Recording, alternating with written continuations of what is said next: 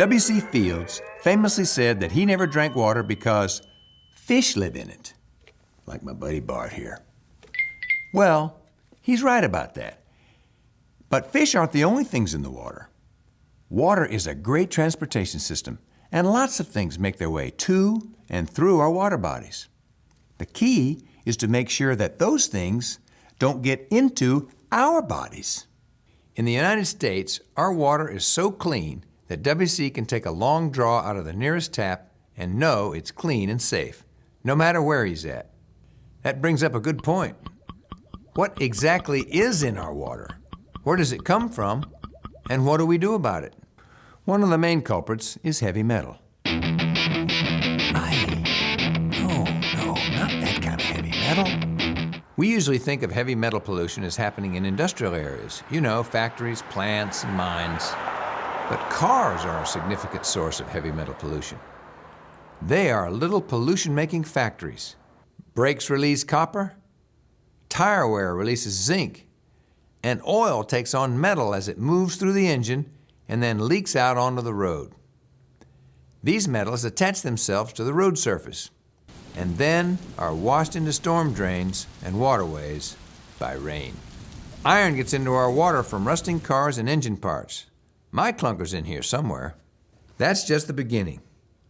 Phosphorus and nitrogen, you know, the stuff that makes crops grow and landscaping lush, they are nutrients. And as it turns out, you can have too much of a good thing. When we overdo the nutrients, the next rainfall carries them into the storm drain and nearby water bodies. There, they encourage the water plants to overgrow. When that happens, the plants use up all the oxygen. It gives fish and other living things a bad attitude. I bet you'd be unhappy if we used up all the oxygen in the room you're in and there was none left for you. Fish and other things that live in the water feel the same way. And as much as we love our lawns and food on our tables, it takes more than nutrients. It takes a little pesticide, too. And pesticides are poison. Because water is such a great transportation system, pesticides follow the nutrients into the water systems. Yum.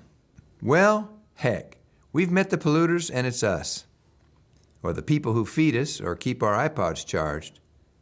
But that's not all. There's stuff that just happens.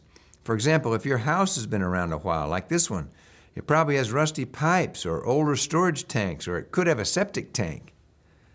Stuff gets into our water from both natural processes and from our own activities. So, you think W.C. Fields had a point? Only at the top of his head. But by the time water gets to our homes and businesses, it's clean and safe. It has to be. Someone is watching. So, who's watching the store here? Well, see those letters? That alphabet soup represents agencies or regulations that were created just to protect us and the environment. One of their most important assignments is to make sure our water is safe and clean. So let's see. The EPA is the Environmental Protection Agency. SWDA is the Safe Water Drinking Act. And OGWDW is the Office of Groundwater and Drinking Water. Can't believe I remember all that, and I wasn't even a good speller. There are limits on the types and amounts of contaminants in our water. They make sure the levels of contaminants do not pose any health risks. And science has gotten so smart that we can detect some of the smallest particles in the tiniest amounts, like finding a specific grain of sand in Ray J Stadium. Pull out your readers. Anyway, our drinking water is constantly tested. If the water supply standards aren't met, the water can't be used. I guess you could call the EPA the water police. I wonder if they carry water pistols.